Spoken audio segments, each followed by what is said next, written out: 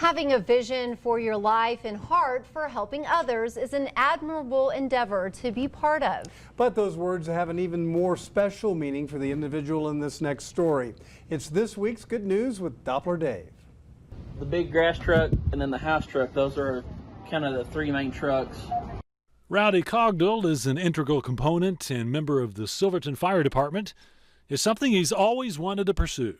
Ever since I was a child, I'd always wanted to be a first responder. I wanted to be a law enforcement officer or a firefighter or EMT, whatever it was. And for the last 9 years, he's served the folks in Silverton and surrounding area, acting in several capacities within the department. Most of my job duties are command vehicle support, helping with radio communications between our guys on the ground, boots on the ground, and dispatch, as well as Sheriff's Department or EMS. I'm also right on our tanker, which holds about 5,000 gallons of water. I ride in that to do support for other fire trucks. Rowdy excels at his duties despite a major challenge.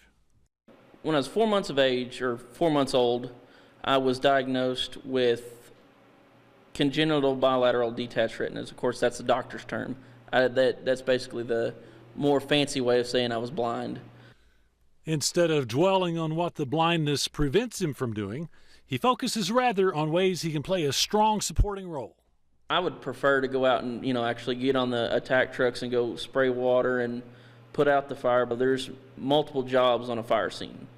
A lot of the stuff you don't really see is the people working in the background. News stories, you always see the people spraying the water, putting out the fire, driving through the black, checking hot spots. You don't really see very many of the clips of, the people that are filling those trucks up to go back out on the scene or, providing water. And Rowdy takes his role as chaplain very seriously. Like I said earlier, I'm the chaplain for the department, so that goes for anybody on our department. I'm there for them. If they need to come and tell me something, it stays between us.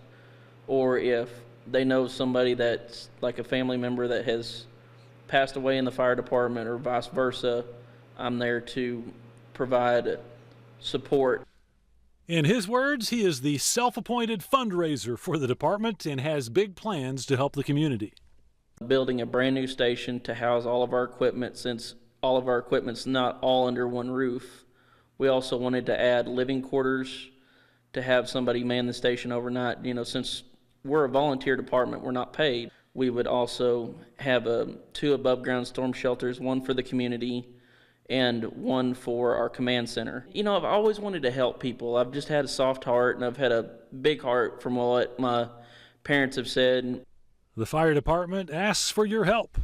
My cell phone number would be 806-994-1225, and you're more than welcome to either call or text that number and say, hey, I'm so-and-so, I'm wanting to help out with the fire department with y'all's new station, and it'd be greatly appreciated.